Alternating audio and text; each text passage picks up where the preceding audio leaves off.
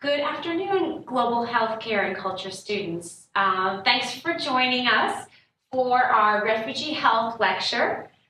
This is our Module 3. We'll be talking about refugee health issues, challenges, and our current crisis. As I noted, this is falling under our Module 3, Care for the Underserved Populations and Disaster Relief. And I'm excited to discussing a number of key points that fall under this larger rubric. First of all, we're going to discuss the current refugee crisis, which, as you are all aware, it is a complete crisis, the biggest crisis since World War II. Then I'd like to highlight what is a refugee and what is not a refugee. I see there's some discrepancy in the media. What is a migrant? What is a refugee? What's the difference? Who wants to come? Who doesn't want to come? So we'll go through that. We'll highlight why refugees flee their homeland. Most of the time, these folks don't want to leave their home. They want to stay with their friends, their family, where they've been for centuries and centuries. They don't want to be forced to leave, to go to a new and scary, very dangerous land. We'll also discuss the plight of refugees. We'll highlight the health challenges faced by refugee populations. So many populations crowded together in very, very tight, oftentimes unsanitary conditions.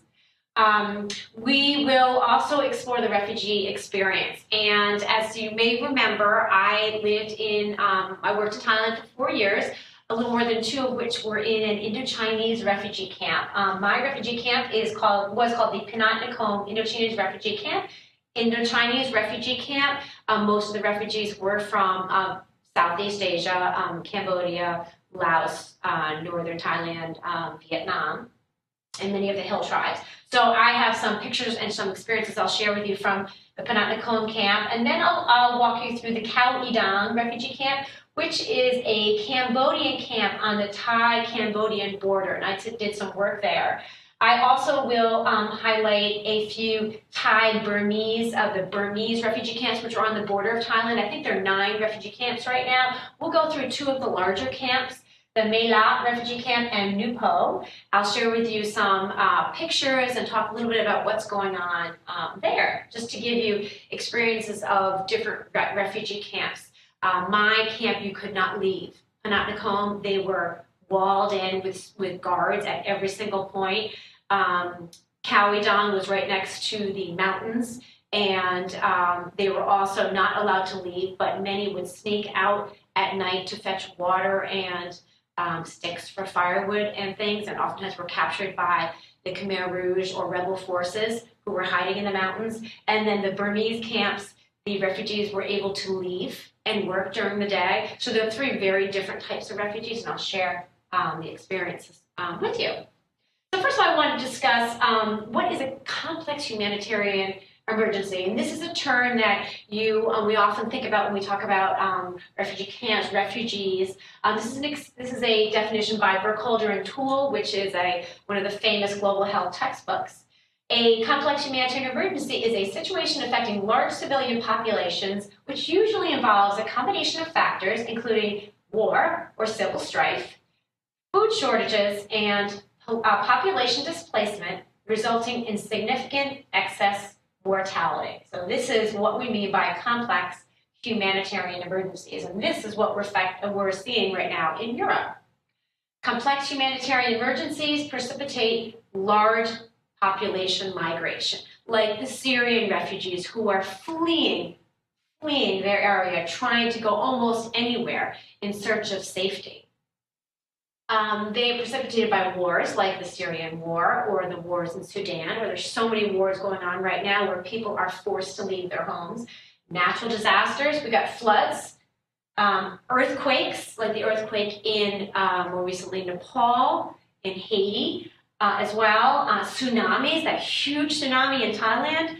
That was treacherous. I remember my brother had left Thailand the day before the tsunami occurred. It was quite frightening, and it really transformed Thailand. It was challenging. Globally, we're facing the worst refugee crisis since World War II, when the United Nations first coined what a true refugee is and what that means to the world, how they're protected, etc. And each day the crisis gets worse and worse and worse. And this is a map of Europe, and you can see the populations moving all around, seeking a better place, trying to cross borders, getting stuck between borders, going from one country, getting stuck in Greece. They can't get to Germany where they wanted to go. Germany's closing their border. Now they want to go to Sweden. They want to go other places, trying to seek safety and seek a better life. Refugees flee their homeland with nothing but a dream of not being killed, of waking up and not having one of their family members killed or raped or having no food. They just want to live a normal life like everyone in the world, but they cannot. They're forced through a war or some kind of disaster to move, and move quickly without anything. Maybe they'll grab their bedding and a little bit of food, and they just run.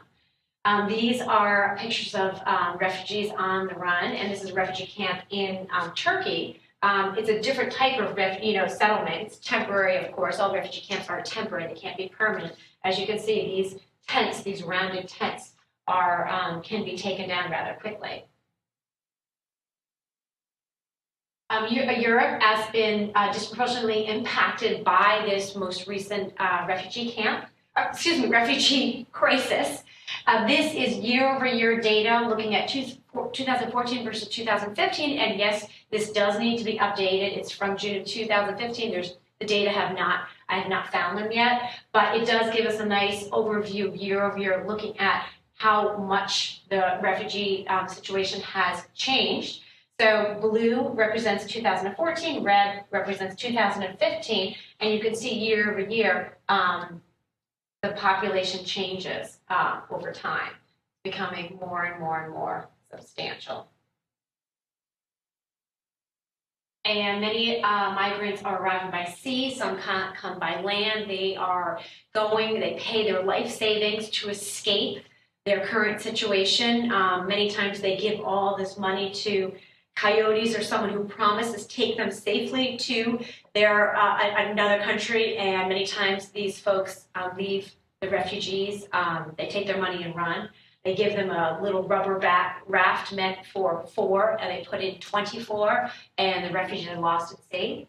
The top 5 nationalities arriving by sea in Europe, number 1 being Syria, 2 Afghanistan, 3 Eritrea, 4 Somalia, and 5 Nigeria.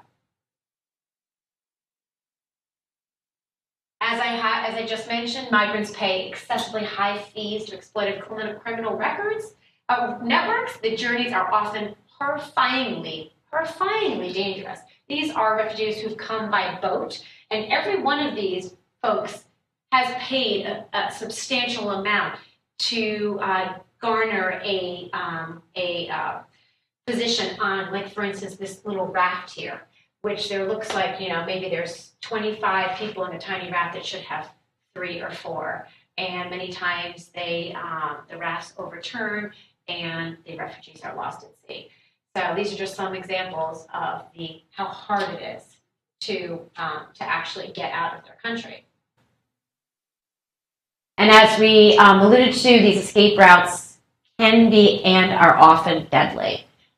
Here, these are some Syrian families coming through, 3 children huddling after they made it on their rubber raft, but they made it to where?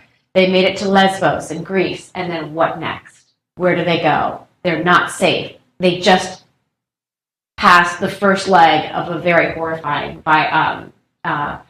horrible escape route. And this was, I know you all heard this, the little 3-year-old Syrian boy who drowned in sea near Turkey, and that was his body when they found him. That was horrendous.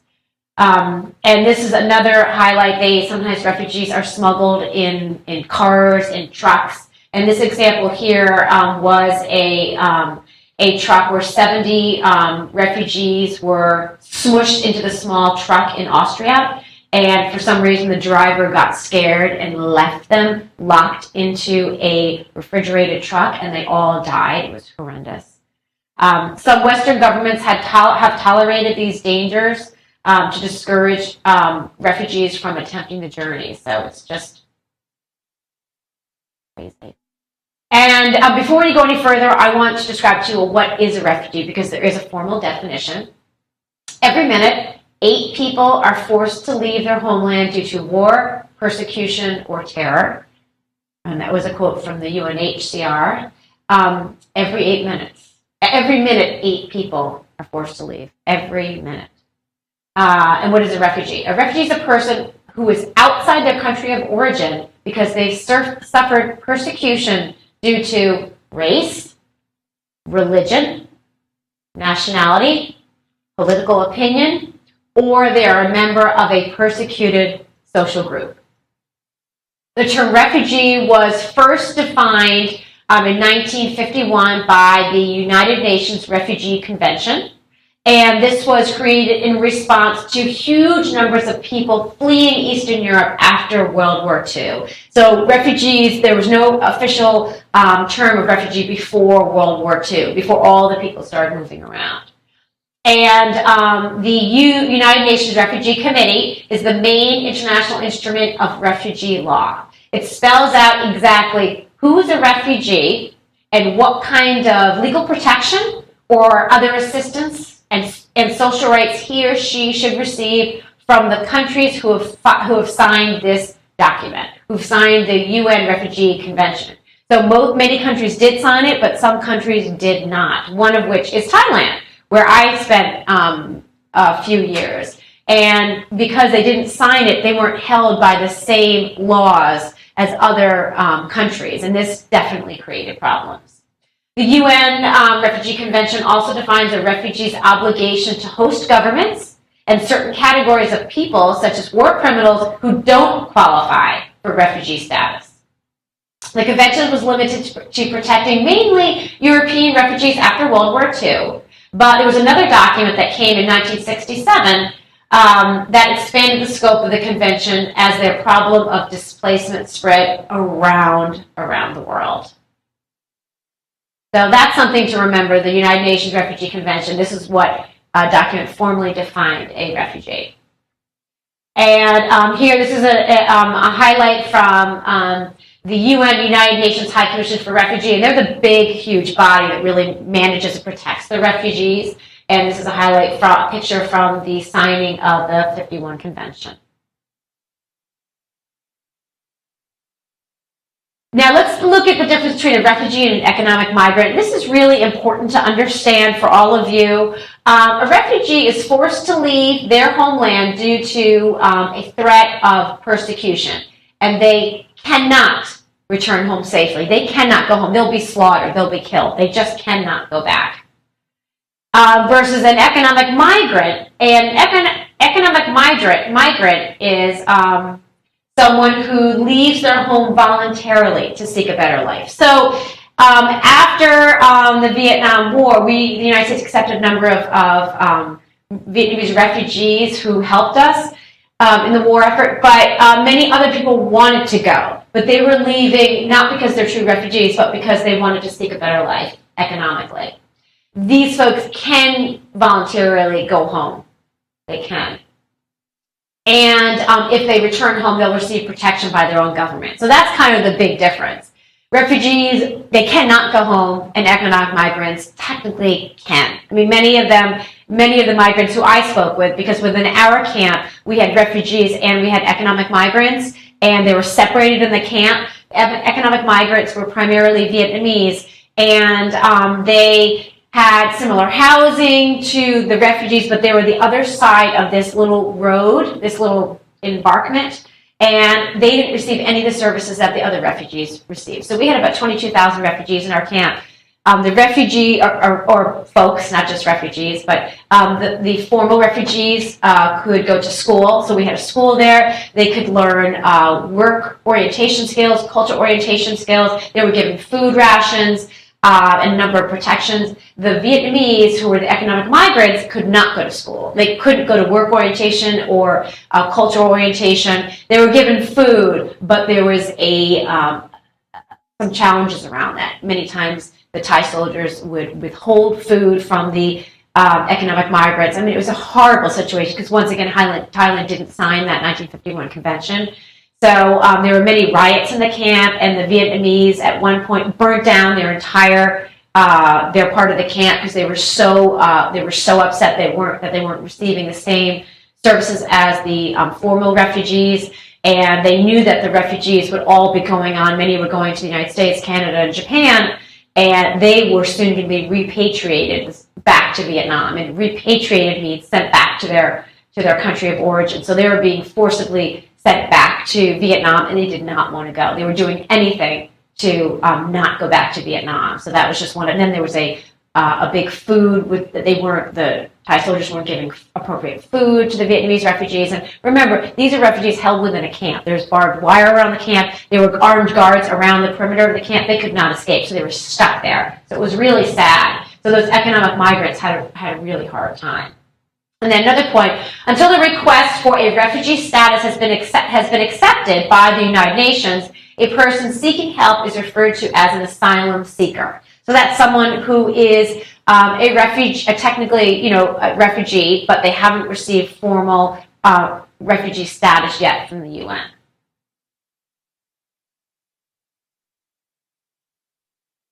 And these are some other terms that are associated within humanitarian emergencies. They are oftentimes thrown around. I want to clarify them. One is an internally displaced person. I'll refer to these folks as IDPs. An IDP is a person forced to flee their home for the same reason as a refugee, but they remain within his or her country. They have not crossed the border of that country. They haven't crossed that international border. And unlike refugees, IDPs are not protected by international law, and they're not eligible to receive any types of aid whatsoever. So in Syria right now, we have a number of IDPs. They've been forced to leave the city where they were born, but they haven't left the borders of Syria yet, so they're not eligible for any aid. As the nature of war has changed over the past decades and more internal conflicts replacing wars among countries, the number of IDPs has increased significantly. And as of 2014, 1.66 million people have submitted applications for asylum, and this is the highest level ever recorded. So those are IDPs. So in Syria, we have a number of IDPs, and we'll talk about that in a moment. And then we have another term called stateless. A stateless person, it's very, very sad. We have about 10 million stateless people right now in the world. And this is an individual who's not considered as a national by any state in the world. And so you may say, what does that mean? They don't have a passport, they don't have birth records, what does that mean? Well, we had many stateless folks in our refugee camp because people had been in a refugee camp for 20 years. So they had children while in this refugee camp in Thailand, and those children were not given a citizenship of Thailand. So they weren't, they were from Laos or from, one of the neighboring countries. They came to Thailand, were born in a refugee camp, and they had no citizenship, no passport, no nothing. They were stateless. We had a number of them. And it was a problem because many of these Hmong did not want to go onto the United States or to Canada. They wanted to stay in Thailand because Thailand is right next to Laos, and that's where many of them were, where they came from.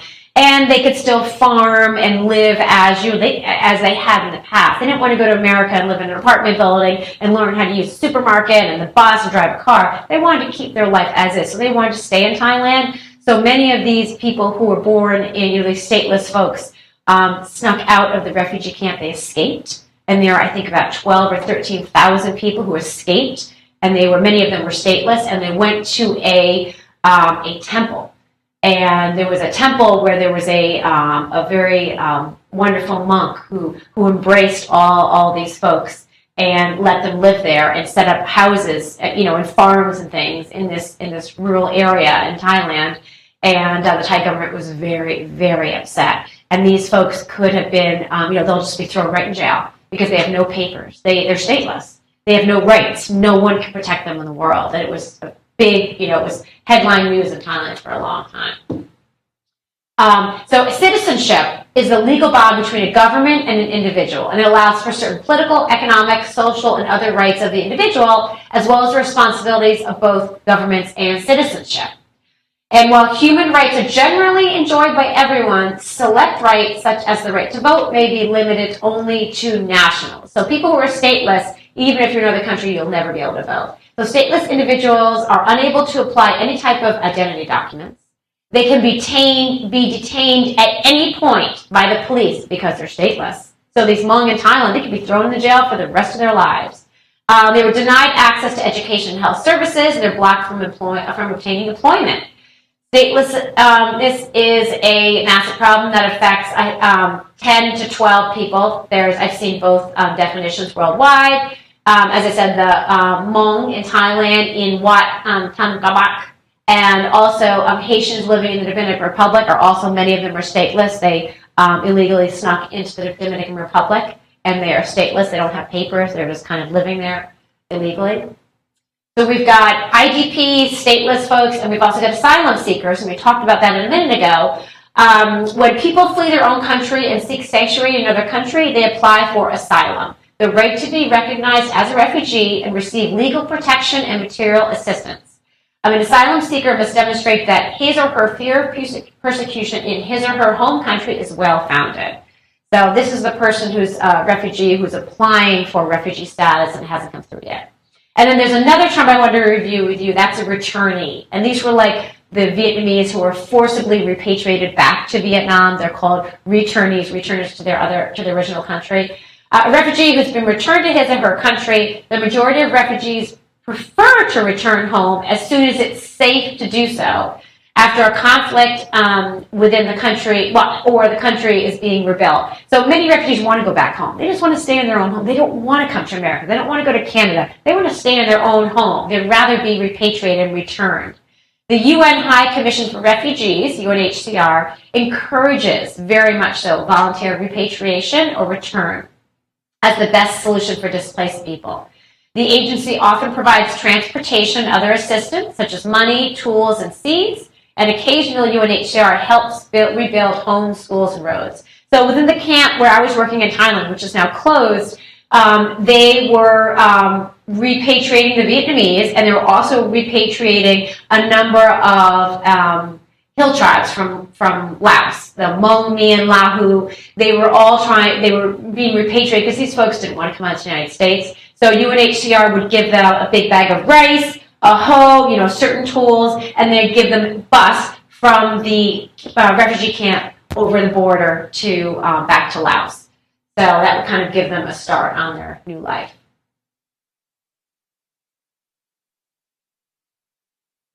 And I want to talk about IDPs today. Iraqi civilians suffered the most new displacement, with at least 2.1 million folks displaced in 2014.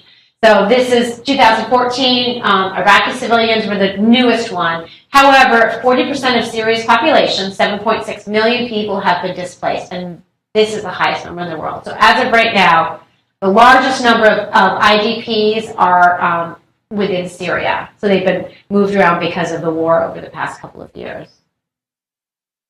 And here's an overview from 2014, the most recent I could find, looking at folks internally displaced by conflict and violence. And you can see here with Syria and Iraq, Iraqis, and all over the world, Mexico, Guatemala, Honduras. We saw a number of these folks. We've heard about them recently in the news.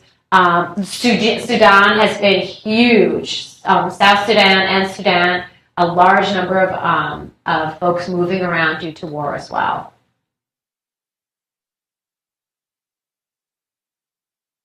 And there are many organizations that work with refugees, government and non-governmental organizations. There's religious, there's private, there's all different types of organizations helping refugees. But I just want to go through three. So one is UNHCR. I've been talking about UNHCR, the UN High Commission for Refugees. They ran our camp. They run, the camp, provide the laws, etc. It was established in, after World War II in 1950 to lead and coordinate international action to protect refugees and resolve the refugee population worldwide. The primary purpose of this organization is to safeguard the rights and well-being of refugees. They ensure that individuals can exercise the right to seek asylum, right, to get refugee status, and to find safe refuge in another state, with the option to return home voluntarily, integrate locally, or to resettle in a third country. So these are the three options that UNHCR offers to people who need help. They also help stateless people, and they help with voluntary repatriation, local integration, and resettlement in the third country, and they're headquartered in Geneva, Switzerland.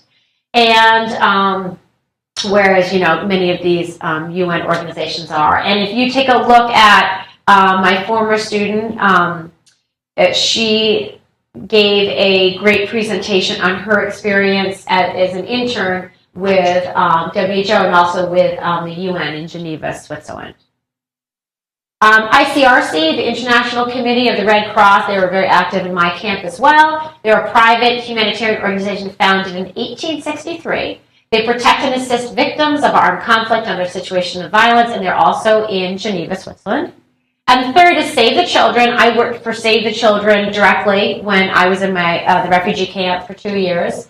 It's a leading independent relief organization. They work in more than 100 countries around the world to ensure the well-being of children. They respond to any emergency that puts at great risk the survival, protection, and well-being of significant numbers of children. We're addressing the needs and well-being of those children beyond the indigenous coping capacity of that region. So, and if you take a look at their website, Save the Children, www.savethechildren.org, they have tons of jobs available all around the world, and also in their headquarters, which is in Westport, Connecticut. I would stop by there all the time to kind of take a look and see what was going on when I was teaching at Columbia and bring in job opportunities for students. I was always trying to funnel them through because it's a great organization.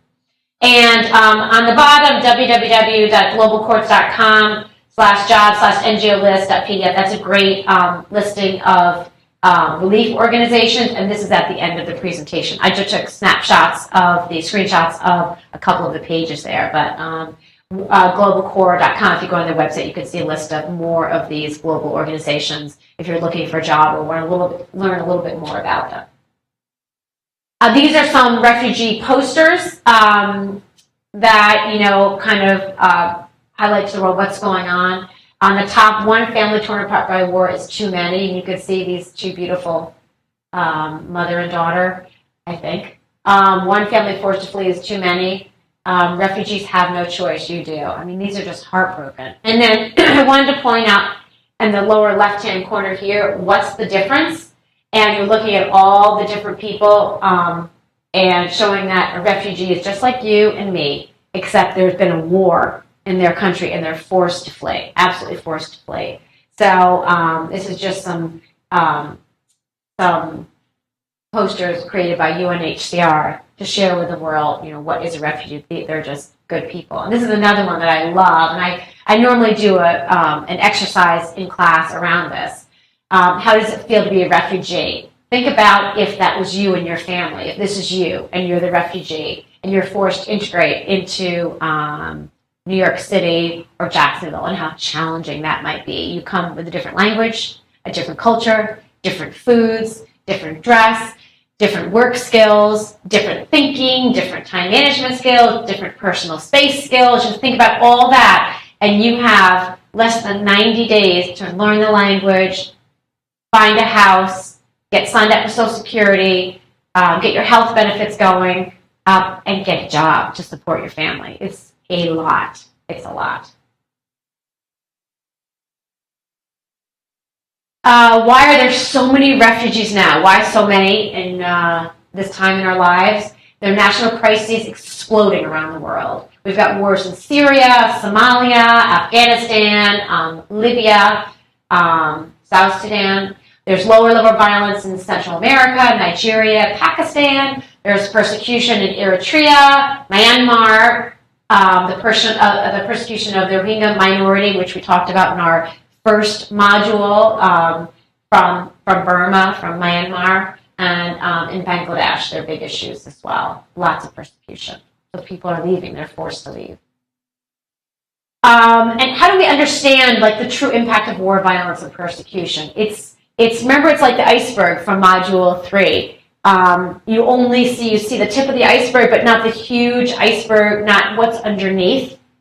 So when you see a refugee, you may not realize by looking at them, maybe they're smiling, they're dressed in American clothing. You don't understand what they have gone through. And until I started sitting with my students, learning about what they had gone through, how they were running across fields as people were shooting at them, and their husbands were shot, their children were shot, their sisters and brothers. I mean, it's just heartbreaking. And one of the students, I worked in special education for a while when I first got there with pre-illiterate, many of them were pre-illiterate adults, but I had one, he wasn't my direct student, he was one of my colleagues, and he was an esteemed professor from Cambodia. And I'm sure you've all heard of what went on with the Khmer Rouge and the tortures in there in the 70s, but this gentleman was, a big professor from a university in Cambodia, and he was captured by the Khmer Rouge, and he was buried up to his neck for a month. And now he can't speak. He is just blank. And everyone, I said, I always ask, so what's the story? What's the background of this young man or woman? And I heard about that story. It was horrible. It was torture that was involved. So there's physical impact, sexual violence, human rights abuses that we can never even understand. Physical impact, death, morbidity, disability due to torture, due to war situations. There's sexual violence, especially for women. Women are huge targets all over the world. They're raped, they're kept as sex slaves. There's just so many stories. They are so vulnerable, these women, just so vulnerable. And sexual violence is oftentimes used systematically as an attempt to undermine the opposing groups. Because if you have a group who's coming in and they're taking all your women and torturing them and raping them, you're more likely to give in. And can also be widespread in refugee settings. And I know in my camp, that was how HIV was first introduced to our refugee camp. It was for some of the hill tribes who were coming to the United States. They wanted to make a call to their families, just try to clarify instructions. And there are no phones in the camp. There's very limited electricity. But there was a phone 30 minutes or maybe about 20 minutes away from the camp. So the Thai soldiers knew this. And so they, oftentimes, it was so sad, the women would provide a sexual favor to go and use the phone. And it was horrible, but that's how HIV was introduced into the refugee camp. You can't even imagine these situations. And there are also human rights abuses that we can go on for hours. It could be a whole class on that. Today, there are 19.5 million refugees seeking a safer place all around the world. The media coverage recently has focused heavily on refugees arriving in Europe, especially Syrian refugees. However, the refugees fleeing other countries as well, including Honduras, Nigeria, Myanmar, which is Burma, and others. Refugees, as I alluded to earlier, they reside in these temporary refugee camps. They're built by governments or non-government organizations, NGOs. The refugees will receive emergency food aid and medical aid. So there's a clinic.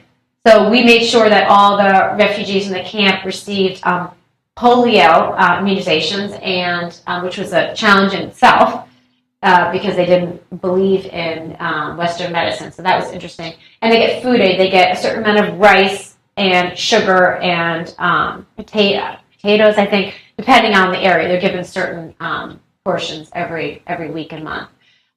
They remain in camps until it's safe to return home. They may be resettled in a third country if after several years the country decides it will never be safe to return home. And most refugees are never resettled. They're never resettled. Refugees are always at risk for disease, child soldier recruitment, terrorist recruitment, physical and sexual violence. And I have a picture later on. I'll show you about the child soldier recruitment in Khao Dang, which was one of the Khmer camps, where the soldiers would come over the mountains at night, raid the camp, take the young boys to use as soldiers, and take them up into the mountains. And I visited the camp once after a raid had recently taken place, and I was speaking with the families. They were heartbroken. There are more than 700 plus refugee camps existing today all around the world. And these camps pose many, many, many health challenges, as we all can imagine. The many reasons for spread of disease after natural humanitarian disasters include population movement. People are moving. There's poor sanitation. They don't have access to water, and what water they have may be contaminated, filthy. And there's an interruption of public health programs, immunizations, all basic public health programs are stalled because these people are in crisis. They're in complex humanitarian situations, and there's no way to even reach these people. Just like getting the polio vaccination, it's very hard to get to the refugees and to the folks caught in conflict on the border areas, and that's why there's been a regrowth of polio on the border. The camps are cramped, and they're very, very basic, very simple, and with very little clean water. So diseases and epidemics can transpire very quickly. Cholera, measles, meningitis, tuberculosis, polio, they can hit a camp, within a very short amount of time. And there also is a constant struggle to keep warm, to keep cool, to keep dry, to keep fed in temporary shelters. And I remember one experience, we were not allowed to go to the homes of the refugees, which is smart as a volunteer. However, I would sometimes sneak in with some of my students, and especially to see some of my students who had special needs. And I went to one family, and I saw a little baby sitting down. It was dirt floors with a very basic house, and the baby had a big, huge blister that had been infected on the little 1.5 or 2-year-old baby's back. And I said, "What happened?" And they had been bitten by a scorpion. There's scorpions rampant in the camp, and there's no way to keep them out because we got these wooden walls or asbestos walls, very, very basic, with holes everywhere, and so they're completely, vulnerable.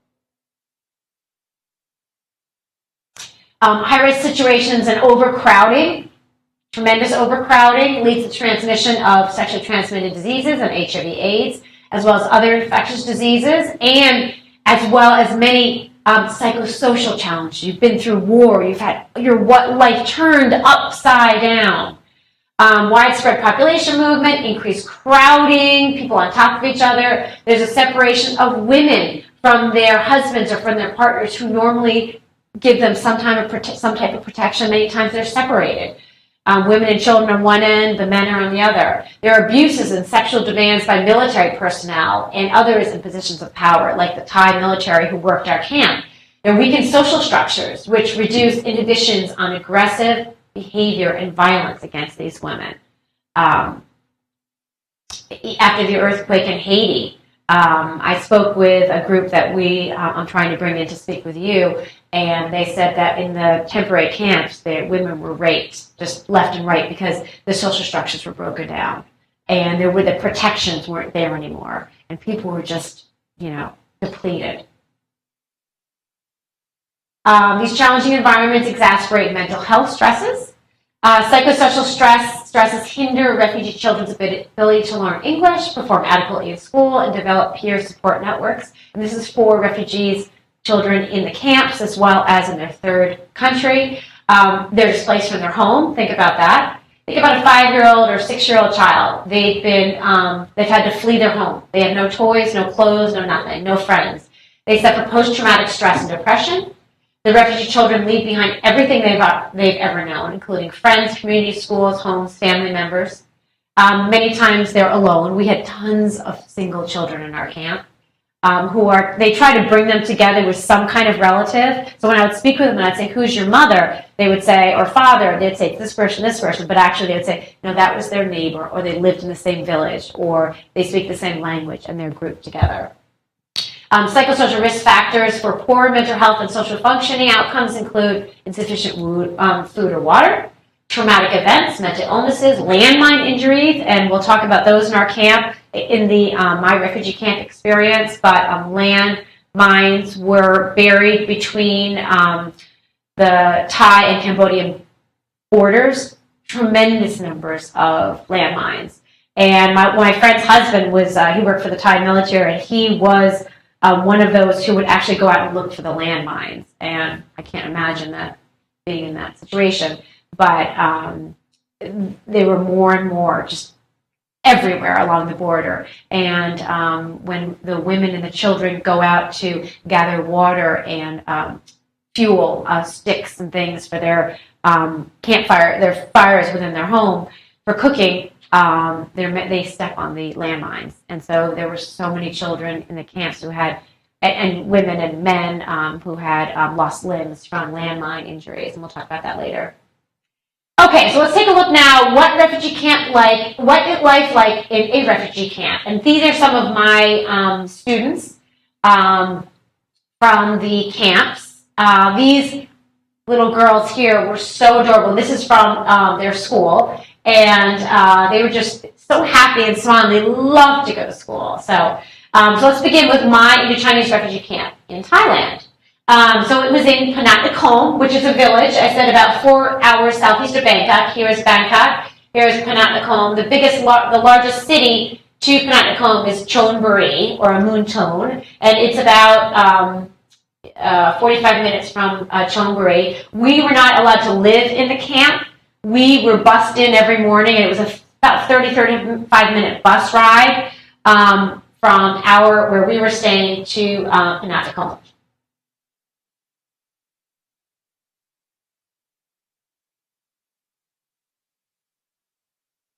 The biggest population within our camp were the Hmong. And I just wanted to share with you a little bit about their background. In the 60s, our CIA Special Activities Division recruited, trained, and led the indigenous Hmong people from Laos to fight against the North Vietnamese army intruders into Laos and help us during World War II. And they were incredibly powerful. There was a special guerrilla unit led by General Vang Pao, and he is famous within the Hmong community because remember, the Hmong lived in mountains. In the mountains, they had huts, and there was no running water, no electricity. They were very adept to getting around in very challenging situations. And so the CIA said, "This is a great population we can work with. They're fabulous." And so we trained them, and I went to many of their secret camps along the border, and I saw the U.S. Military uniforms that the Hmong wore and the guns and all that. They're like little kind of museum places. 60% of the Hmong men in Laos were assisted by the CIA to fight this secret war in Laos. The CIA used the Special Guerrilla Unit as a counterattack unit to block the Ho Chi Minh Trail and rescued downed American pilots, which is fantastic. Though the role was generally kept secret in the early stages of the conflict, they made monumental sacrifices to help us, with 30,000 Hmong dying during the Vietnam War. At first, we did not admit their role with the Hmong until May of 1997. And so, in reversal of the U.S. policy, the U.S. government acknowledged that it supported a prolonged air and ground campaign against the NVA and the Viet Cong. It simultaneously dedicated this Laos memorial on the grounds of the Arlington National Cemetery in honor of the Hmong and other combat veterans from the secret war. So that was kind of a great thing. What ethnic groups resided within our Panat Nakhon camp? We had a lot of Hmong. We had Mian. We had other hill tribe groups from the Vietnam War. We had the CIA Quiet War, where many of them were protected in the camp. They were sent to asylum camps, many of these folks from the war, to Bang Hanai. Bang Hanai was the biggest Hmong kind of hill tribe refugee camp in Thailand. There was one in Nong Khai on the border with Laos, Bon Nam Yao, and Chiang Kham. Those are just some of the camps within Thailand. And the camp that I worked in for 2 years, the Panat Nakhon camp, was the last camp, like the last funnel. So they'd come from Ban Hanai or one of these camps. They'd be funneled into Panat Nakhon when they were getting ready to be sent on to their new country for resettlement. And what we would do would teach them English and cultural orientation, work orientation skills, and get them ready for life in the United States.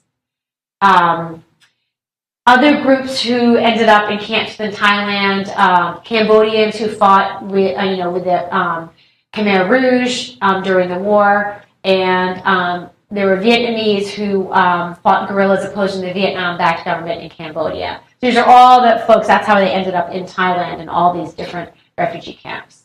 Refugees were sent to Panat prior to resettlement, as I noted. It was now this camp is closed. It was closed by the United Nations. It originally held between 20 and about 23,000 Indochinese refugees, depending on the year.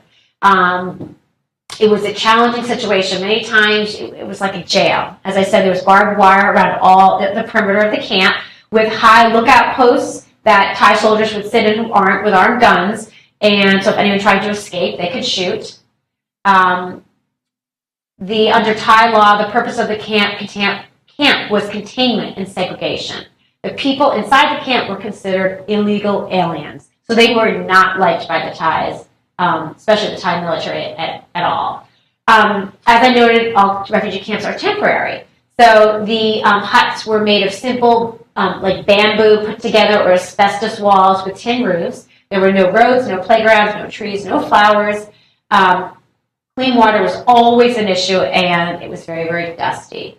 And this is a quote I found on a Facebook group from Panatnakom, which is of all the refugees. Now they're in the United States, they share pictures and thoughts and things. And one thing I found, narrow, dusty streets had signposts named for their dreams. California Street, Texas Road, New York Avenue. Here they could say that they already had an address in America. So all the, not former roads, but their roads within the camp had names, like, and that the refugees created, like, and they put on a little sign, like New York Avenue, and say, I live in New York. So it was comical, it was cute. So here's a guard. These are some of my art students. I taught art as well for young. These are 5-year-olds. And this is one of the lookout towers from our camp, and where a guard would stand with a gun. And you can't really see, but there's barbed wire along the back of the area. And here we were doing an art project, and I think I was spray painting their paper mache or something other. So I had them all in the bushes. So they wouldn't get the area dirty. Homes were simple, yet they were overcrowded. So this is a typical home. This is an urn of water that everyone in this area would use together. And normally there's a cover for it to keep out the mosquito larvae. This is a wall of camp, and this is a little bench that people would sit on. And this is a tarp during the rainy season. And the folks would wash their clothes also in this urn of water, and they would dry them there. So these are just some children, and even some, that's Thai graffiti on the wall. There was very, very little privacy. This was a group of my, I taught moms, which is, anyone who was of childbearing years, I'd work with them to prepare them for life in the United States. So we called it moms. It was, anyway, just maternal child health care. And these are some of the women who were sewing embroidery, and they were nursing their children and next to the water areas. And there's no privacy whatsoever. This is a Vietnamese family washing up, and just a mother trying to wash her children. You can see the well there. Everyone's got to work together to share the water. Fresh, clean water was always an issue. This picture on the upper left-hand corner was during the monsoon season. It's outside a market, and the children are playing in the filthy, filthy water. I can't imagine what was in that water, but there's not much for them to do. And this is outside, I think it's outside of the market. I think it is. Oh, no, this is their homes. This woman had been to the market with her child. And these are some kids playing in, these are open drainage sewers around the camp, and many times they'd jump in there, and I would say, please don't swim in there, it's just filthy. But anyway. Okay, here I snuck into a Vietnamese home. This was a friend of mine in blue, and I knew him from the camp.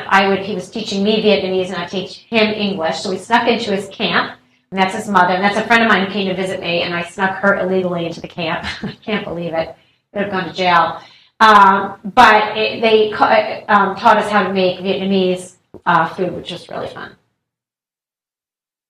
A basic market was available in the camp to refugees who had money from family members. And this is another volunteer who was with me in the camp, and we were going, and it's like their tarps and their stalls on either side. And then in the lower right-hand corner, these are some, I think they're Cambodian women who would buy food at the market and then sell it to people on the streets. So I'd often pick up fruit here.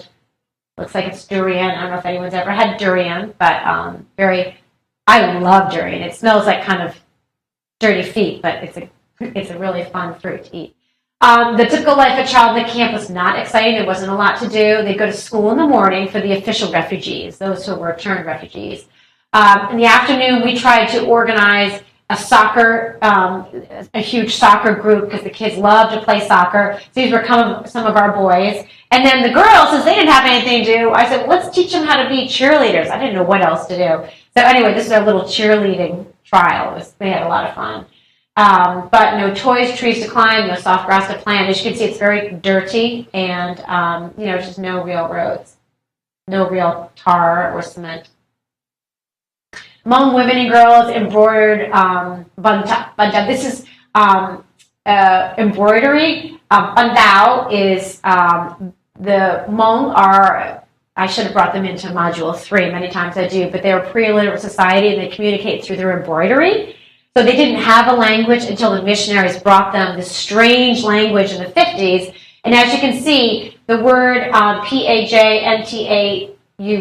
spells, it looks like it's Pajnata, but it's Bandao. And so anyway, most of them are not literate in their own language. So they communicate through their embroidery, and they would sew for 14 hours a day, even in the pitch black, when you couldn't see anything. They're still all there, all the women are there sewing up to 14 hours each day. And this is a life quilt that explains the life of a person, a Hmong person in Laos. They're beautiful. Younger children responsible for caring for their siblings. So as you can see, this girl here has her sibling on her back, and these girls do as well. That was a common thing to see the kids holding their brothers and sisters on their back. So I took this picture here because the little boy has a toy car. It was the only car I ever saw, and I just was so fascinated, like, where did they get that car? They were having so much fun. These children in the corner up here were Khmer children, and they would run around with barely any clothing on. They'd follow me everywhere, and they'd look when I would teach in my classroom. They'd look and they would wave to me and say hi, and they'd follow me everywhere. And it just broke my heart not to take them with me when I came back, because they were just so poor. I don't know where they ended up. Schooling if not at home, it was recommended. It wasn't enforced. You didn't have to go to school. Most loved it, so they did go. It was only for official refugees. It was a half day. It was very simple. There were very few resources, especially in their native language. So we tried to make an initiative to have the refugees write or create their own books in their own language, sharing their stories, but it was a big effort because we really had no resources, no computers, no nothing. Schools were taught in Thai, English, and their native languages, and they were broken into 6-month cycles to coincide with the resettlement timeline, the resettlement every 6 months.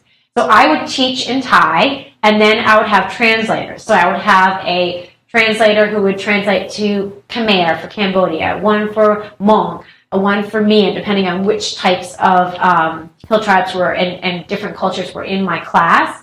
So, but I would teach in Thai, and for the folks who worked in the camp, every day of the week we'd come in a half an hour early to learn another language. So Monday we learned American Sign Language. Friday was Hmong. Khmer, I think, was Wednesday. And anyways, we'd all have language for half an hour before schooling so that we wouldn't need translators. But I was already teaching in Thai, and I was trying to, I could converse in Hmong, but it was, all these languages, they just got a little bit crazy. So we did use translators. Classrooms are very basic. This is a classroom, one of mine, and this is with some of my, I think, art students. So you can see the bamboo walls on the left, and asbestos. We had a whiteboard, which was a big luxury. This is one of our classrooms. You can see the tin roof. I had one of my refugees from Laos, who was very artistically talented, paint American scenes on the walls of the classrooms.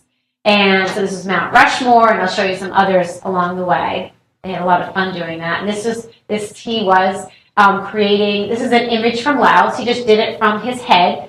He created this in a week, and it was on the side of a wall. It was beautiful.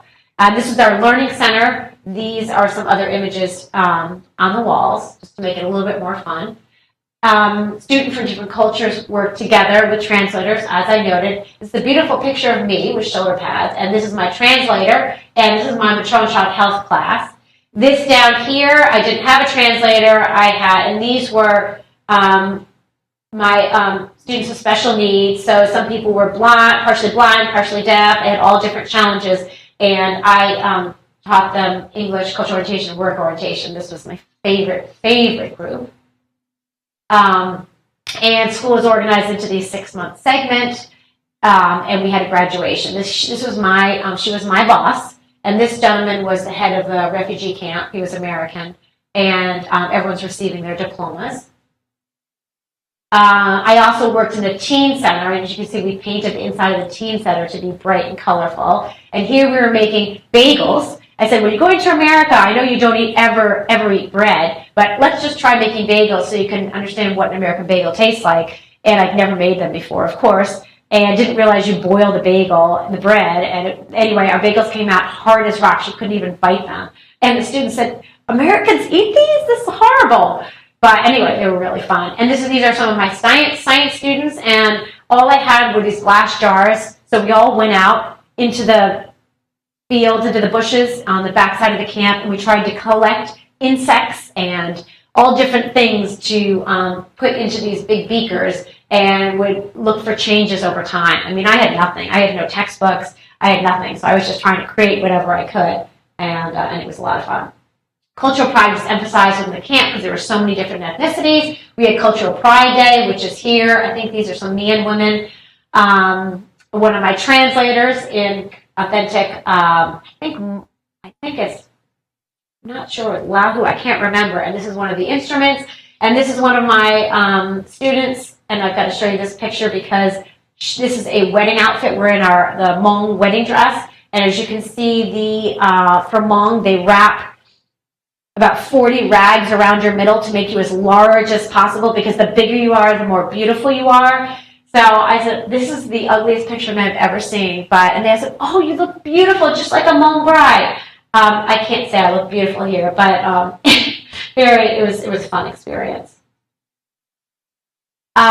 These are refugee camp teachers, and this is just within Thailand, of course. These are some of my Thai colleagues, and most of them they were very smart. Most of them had bachelor's, a couple of them had master's degrees.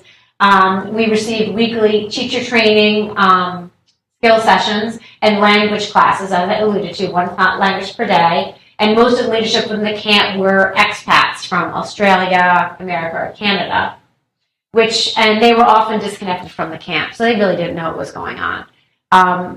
The issues that were faced among the Thai teachers and the refugees it was very difficult to share those with the leadership because they were disconnected. They had their own meetings, they lived in these fancy homes, and didn't really understand the issues of the people in the camp. And it was it was such a huge issue that there was actually a big strike with the Thai workers in the camp. And I also participated in the strike because there was just such a disconnect. And this oftentimes happened with foreigners who come in and think they know how to run and manage situations in another country, and they really don't. So that was a big issue. We also had a preschool there with Save the Children, and because many of the parents will be working when they come to the United States, it's like a simulation of a child care center. When the parents were in school, the kids came here, and they were taught about American culture and health and hygiene. Here they took naps. The kids are learning to brush their teeth here. They would take a shower here. It was really, just to teach them some American culture. And we had culture and work orientation programs targeting teens and adults to prepare them for the U.S. workforce.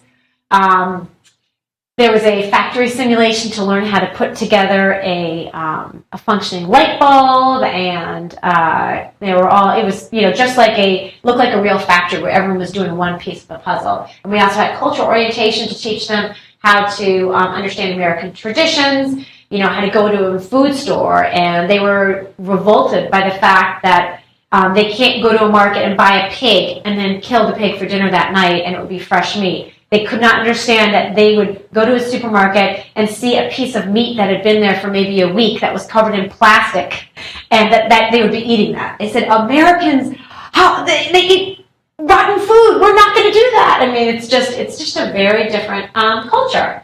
I also share with them, family planning, which they'd never been exposed to, which is also very interesting. They live out in the mountains, and they could have 11 or 12 children, and maybe 4 would not make it to age 5.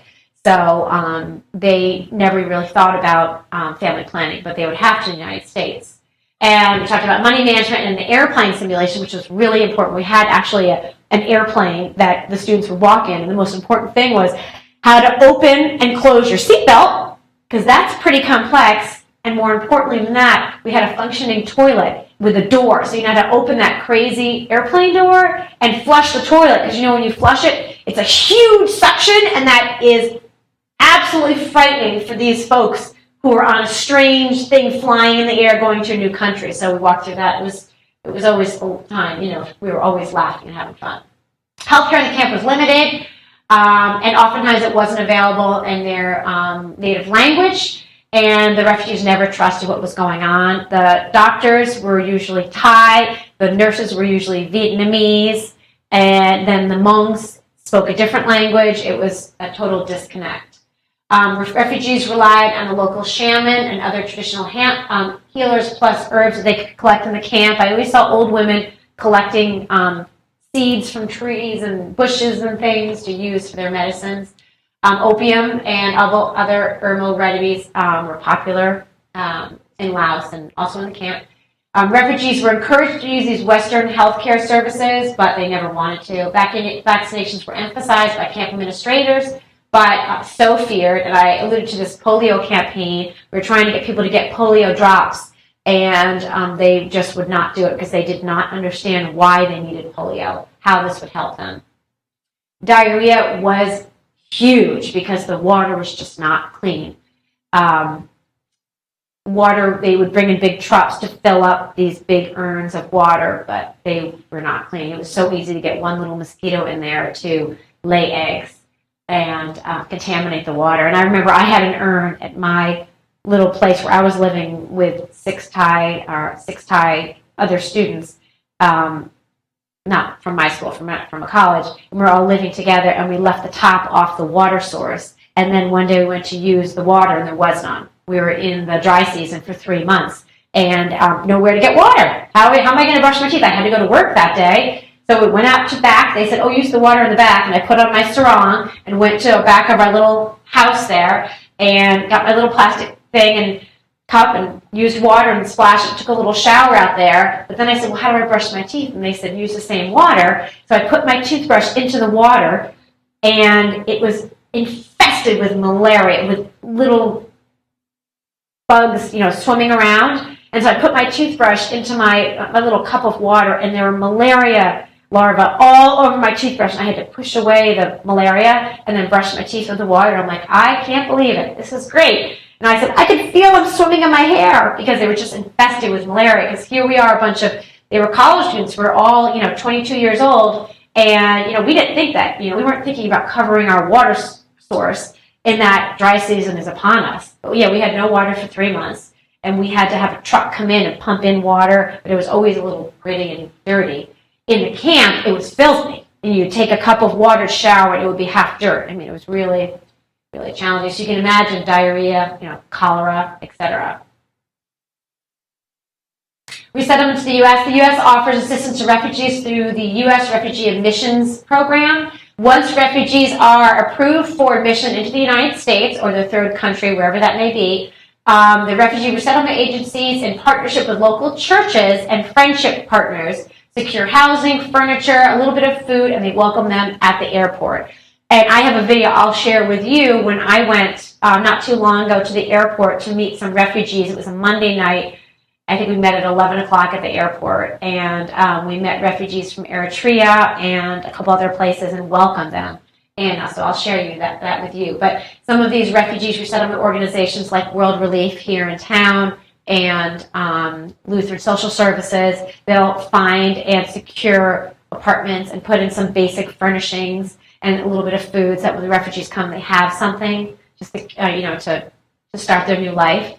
So I always say to my colleagues and my friends, if you have anything, don't send it, don't throw it away, don't give it to Goodwill, bring it to World Relief or Lutheran Social Services, because there they can really, really use whatever it may be. In Florida, refugees are guaranteed 3 months of housing. That's it. 3 months to get their life going and get a job and an income to pay rent.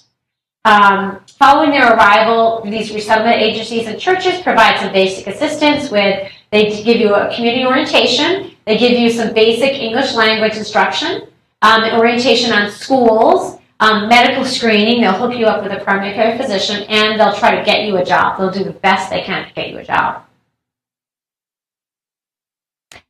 Here's a picture in front of one of those, the murals that my former student painted. This is a Vietnamese family, and they were going to America, and they were leaving. The bus was coming in 15 minutes to take them away, and they said, please come take a picture of us before we go to America. So anyway, that was kind of a neat picture. We talked about Lutheran Social Services. Let me share with you a little bit more about them. This is the picture on, I think it's on near Phillips Highway. Lutheran Social Services was incorporated in 1979 by a consortium of Lutheran churches and Jacksonville community leaders. And anyway, this is some information, but they do some great things for refugees in their community. They're one of the 3 big resettlement organizations. And this is, they have a web page where you can learn a little bit more about them and their programs.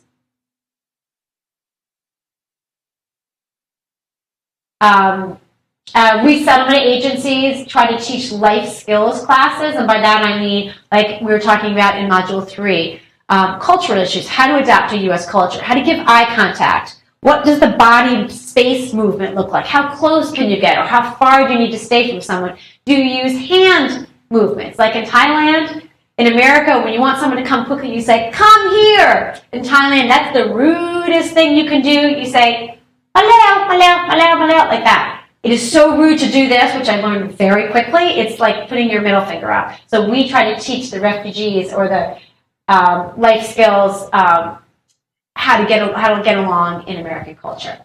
And this is learning how to eat and talk and share in America.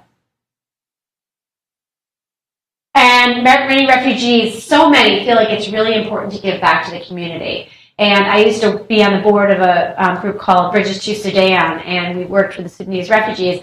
And as soon as they got to the United States, they wanted to help. They wanted to help other refugees. They wanted to help Americans. They wanted to help the city of Jacksonville. They wanted to volunteer any second they had to help and give back. So this is a picture of some Sudanese refugees helping with world missions, and this was through Chol, the gentleman there. He was a big leader in the South Sudanese community. And this is Bridges to Sudan, that now is defunct. This was our leader in the front, Sharon. And she unfortunately developed 2 brain tumors. It was really sad. She devoted 150% of her life to helping Sudanese refugees. And she would email me and call me and say, oh my goodness, this one young woman needs to get to the doctor. She's whatever it may be. Is there any way you can run and pick her up? I mean, it was just day to day. She gave more than 100% of her life to helping these folks. And these are some other Sudanese refugees who are resettled on the south side. Okay, now let me quickly check the time here to see how we're doing. Okay, I'm going to quickly try to go through Khao Dang, which is a refugee camp on the border of Thailand and Cambodia. Now I'd just like to share with you a little bit about some of the other refugee camps that I visited while I was in Thailand and around the area of Burma. This is called the Khao Dang camp. It's a Cambodian refugee camp located on the Thai-Khmer border. It was established in 1979 and housed at one time 79,000 Khmer refugees. And Khmer is from Cambodia. It was closed in 1993, but I had the opportunity to visit there a number of times on various assignments and speak with the refugee experience. A picture of the thatched roof on the lower right is the camp security checkpoint where visitors had to show their UN passes to enter. It was a difficult process to get through. They asked you a number of questions in Thai. They were not friendly. They never smiled, and it was always kind of sketchy to get in there. Would I get in or not? We never knew. So it was I think it was a 4.5 hour drive, and I never knew if I'd actually get into the camp or not. So this is the front, and you can see the dry, dusty roads. Once again, refugee camps are temporary. There can't be any formal roads. Everything has to be broken. If it should be able to be broken down very quickly if need be. This camp was located on the border, and there were mountains on the border. And in the evenings, the rebels would come down from the mountains and enter the camps and steal children to serve as Thai soldiers who could carry munitions up into the mountains. So the parents were always very nervous about this at night. They felt like they were incredibly vulnerable, stuck in this camp, but they couldn't leave, but they also had no real protection, and they knew that the guards didn't like them either.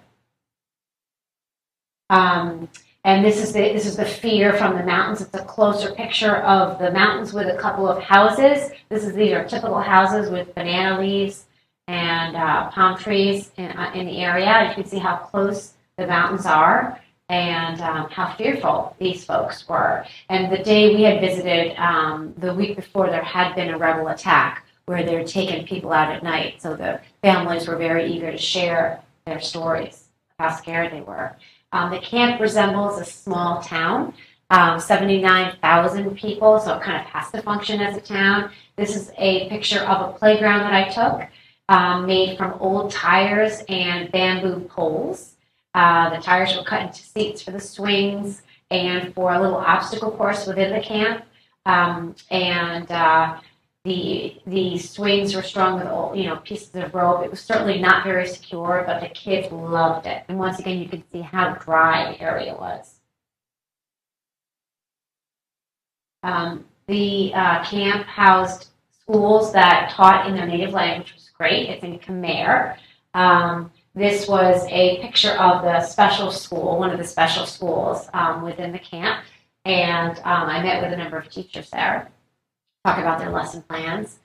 They even had a dental clinic within the camp. And if you can see, there's a sign in the middle of this picture with a big smile on it. And there are 2 urns of water that they used for their little dental clinic. But it really was a functioning society. They had the dental clinic, the hospitals, they had a barber, a local barber as well. They even had a zoo. This is the park and zoo, and this was the dry season when I visited, and there were some very, very hot, dirty, thirsty animals in this zoo. But and it was a pretty big zoo for a little, for the refugee camp. Landmine education was always emphasized. This was a health education poster that was on the side of one of the areas of the camp. It was painted onto a bamboo thatched material, and it was in Khmer and also English. It was highlighted, the importance of their landmine awareness program. And this was created by IRC, the International Rescue Committee. Landmine education was taught in the schools to the children in their native language. These are some of their health education materials that they used in the schools. The first one with the green pictures, they're pictures of all different types of landmines. The bottom as well, different types of landmines, because these are all hidden on the border. As the children go out and collect water and firewood, as I've mentioned, they were always aware of landmines in the ground, but they're very, very hard to see because some are small, some are big. And this is a picture of a teacher sharing a brochure of highlighting the landmines and where they're hidden. There were a couple of clinics in the camp. This one that I took pictures of was from the ICRC, the organization that we discussed in the beginning of this presentation. They set it up. And it was primarily for victims of, landmine. They had a whole prosthetic arm where people could be fitted for legs and arms as needed. So these were, just some pictures of some of the patients in the hospital. And there's a young father here with young children who had lost his legs in an injury. And this was a wooden wheelchair that he was very happy and gracious to have. And okay, and that's the end of the Khao refugee camp, the Cambodian camp. I also want to share with you a camp on the Thai-Burmese border. There are actually a couple of camps there. So let's take a look at them now. These are some of the Burmese. A couple of these children are Burmese, the center one. Myanmar, or Burma, as Myanmar is the new name, is located in Southeast Asia. It is next to Thailand, next to Laos, China, India, Bangladesh. The Burmese camps, there are a number of them on the border. You can see from this map, yellow, the border. You can see the red are the camps, and the circles indicate the size of the camp, population size. Mesot is a camp Mesot is the village, and that's, I had applied for a job there and went to spend a week there in Mesot, which is a tiny little village on the border. It was beautiful, beautiful place. In Mela refugee camp, the houses are all on the side of a mountain going up, and they're all made of thatched wooden roofs. This one river here that's going along the border is one that floods frequently and destroys the area. And we'll talk about that in a moment.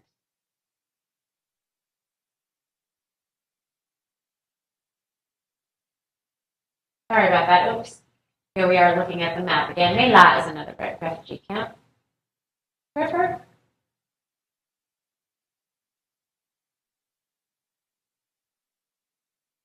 Okay, who are the Burmese? I was asked a couple of years ago to do a presentation to educators in Duval County, trying to describe to them who are the Burmese and how can they work better as educators with the parents and the children. And I've been to Burma a couple of times. I had formal visas to go to Myanmar, which were very difficult to obtain. I had to go back many, many times to the visa office to actually acquire the visa. But each time I went to go, this was in New York actually, where I got the visa, came to Thailand, expecting to fly into Thailand and go into Burma, the borders were closed. They were always closed. So I had these visas, I paid for a visa, but I could never actually enter the country. I did enter the country illegally a number of different times, which I would never recommend, but at the border, at Mesot, there's a small river. You can actually wade across the river and walk into Burma, where they have a fantastic market. So I did that a number of times, but I've never legally gone into Burma. So who are the Burma? They're a very ethnically complex group of people. There are between 135 and 300 distinct groups within Burma that are all very, very different. There are more than 120 languages in Burma. So when you say I speak Burmese, there is a central language, Burmese, but then there are all these other languages. I speak Chin, Galian, Shan, Mon. There's so many different groups. And not everyone in Burma self-identifies as Burmese. There's so many different cultural groups. So they may not say, no, I'm not Burmese, but I'm Chin. And then a little bit about the history of Burma and why these refugee camps have come about on the border. It's been a very tumultuous, past 100 years. In 1886, Burma became part of the British Raj. In 1948, Burma was finally granted independence from Britain. In 1962, there was a coup led by a new socialist government. In 1988, I remember this very well, there was a student-led national uprising for democracy. And I remember I was going to Thailand for the first time then. And I remember hearing about all the college students who they closed all the universities, and they were all revolting because they wanted to go to school, and the government closed all their schools, and how upset they were, and they're out there protesting. In 2009, Cyclone Nagaris hit Burma and wiped out a huge number of villages there. In 2010, they transitioned over to the civilian government. In 2012, the NLD won seats in parliament. And today, on Susi Kai, I don't know if you've seen her in the news, but she's the Democratic leader. She's been in house arrest for 25 years or so. She's now no longer in house arrest, and she's the leader of the Democratic Party. She's a wonderful person. In Burma, on the camps along the border, there were 9 camps. They're primarily Karen, Galeni, Mon, and Shan. These are some of the larger ethnic groups within Burma. The families started coming in the 80s in reaction to all the issues going on in the 80s within Burma. The refugees within UNHCR reported that there were more than 85,000 refugees formally registered. And in June 2012, the feeding figure for the 9 camps, how many refugees that they were noted, living in the camps, was almost 136,000 folks in those 9 camps. This is the Nupo refugee camp on the border. You can see the entrance to the camp and the roads and the thatched roof huts that the folks lived in. This is the close-up of some of the houses in the streets. These bags on the left are their rations that they get from UNHCR, rice and sugar, etc., that they're given on a regular basis. And as you can see, this is an open camp, different from the camp where I worked, which was closed, you could never leave, and from the Kawidan camp, which was also closed, they could never leave. They're able to come in as they please. So many of the folks in the camp will leave during the day to work outside the camp, which is great, although they are they don't have Thai passports. Some of the jobs they're given are very menial jobs, and so that's not so great, but at least they have an ability to earn money and live within the camp. The journeys to the camp are often very traumatic due to landmines, there are just so many different stories. And this is a young man who we met in the camp. He had lost a leg and he had received a prosthetic from the camp. He was very, very happy to have that. This is a new family who had just arrived a couple of days before, and they were given their home there. They were building it. And this is a young man who had a horrible accident with landmine, and he'd lost a large part of his body due to the horrific accident. Within Myanmar, there are extensive human rights abuses. If you Google it, it's the first thing you find. There's rape, there's child soldiers, child labor, landmine victims, and it's very difficult to collect data from Myanmar because of all the unrest there. So it's hard to get true facts of actually the numbers of the issues and statistics. Landmines exist all along the Thai-Burmese border, and this is important. New mines are laid all the time by both Myanmar troops and Burmese refugees on the border, because the refugees are trying to keep the rebels and the troops out, and it's just so they keep laying more and more and more landmines. So it's a situation that just goes on and is exacerbated more and more. Very dangerous along those borders, and that's why malaria is rampant right now, because it's very hard to get in there. It's just not safe. There are 100,000 mines exist across the Burmese country, according to Landmine Monitor Report from 2000, a little outdated. Here's a picture of a Thai soldier, a very brave Thai soldier, who was working to clear the mines from the border, and he uses a small machine that would detect the mine. I would never want that job. Extremely dangerous. The Myanmar and the camps, they're very overcrowded. Here's a family bathing and washing clothes in the river, and these are houses that are on the hill. Remember, the topography of this camp is very different than the ones that I worked in, which were more flat. These are on the mountains. The daily life of a person within the camp, would vary. The women may take care of the home. They may have a small garden. They may have some animals. They can go to school because they have a school in the camp. This is the inside of a typical Burmese home within the camp, made of bamboo. And this is actually a friend of mine's husband.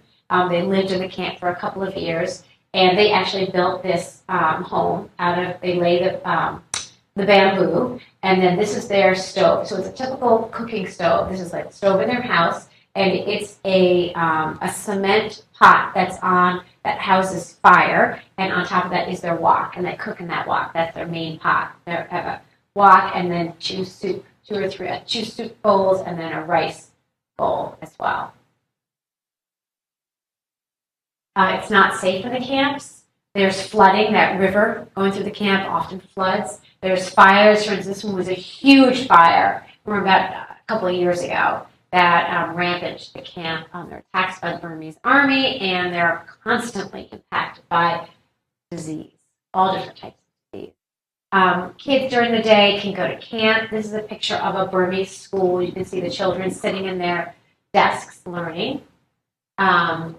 There are pros and cons to the schools. In the camp, they do have specific committees that are dedicated to enhancing the education and trying to make it as relevant as possible. They also have teacher training, which is getting better and better. The con is that there's no penalty for the children not going to school. There's really no motivation to go to school. Remember, in the camp where I worked, Panat Nakhon, this was the last camp where refugees would go before they were resettled in the United States or Canada. So they were motivated to learn about American culture, how to get a job in America, how to learn English, to learn English. They were motivated because they knew they were going within 6 months to their next country. They were excited. These folks are not going on. They may not be going on to another third country. This may be their life.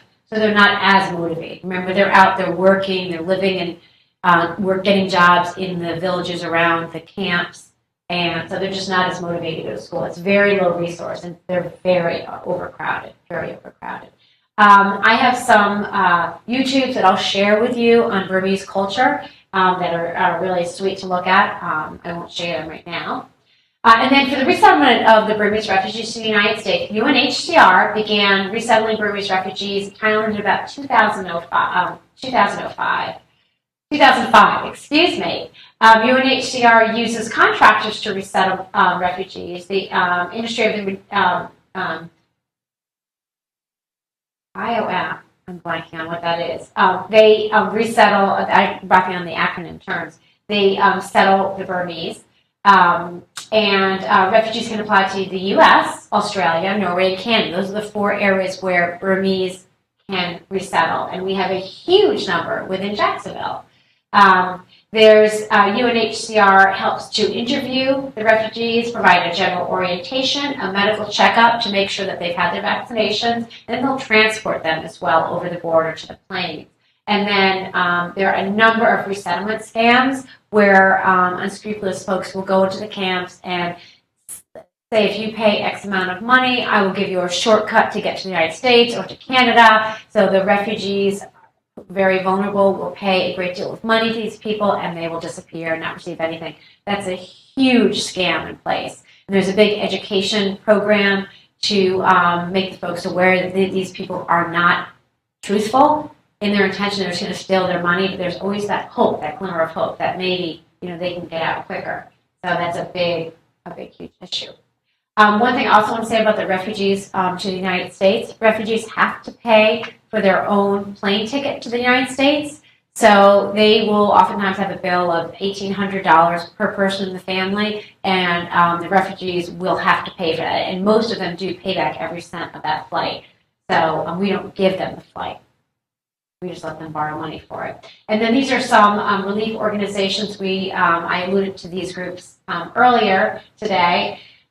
Organizations that work with refugees. We've got CARE, Catholic Relief Services. They were very active within my Panat Nakhon camp, and I had a number of friends work for Catholic Relief Services. Doctors Without Border, Food for the Hungry International, ICRC we talked about already, Interaction, Hunger Plus. Oh, International Organization for Migration. That is IOM. Sorry, that's the organization that works with the refugees as well. International Rescue Committee. They're also active in my camp. They've got an office in New York City. They've got tons of job opportunities. Mercy Corps, Oxfam, Refugees International, Relief International, Save the Children, the organization I worked for 2 years in Panat Nakhon. The Office of U.S. Foreign Disaster, UNICEF, UNHCR, U.S. Committee for Refugees, and World Vision International. These are just some of the organizations that work with refugees. So anyway, I hope you enjoyed our 4th module presentation on refugees and the health of refugees and the situation of refugees around the world. It's certainly A big issue right now that we're dealing with is a true complex emergency. Everyone's being impacted by the plight of these poor folks who really have nowhere to go. So anyway, if you have any questions for me, please email, text, call me. We'd love to discuss any issues you have. Once again, it's upon us. It's a big issue. And anyway, thanks for listening to this presentation. Have a fantastic day.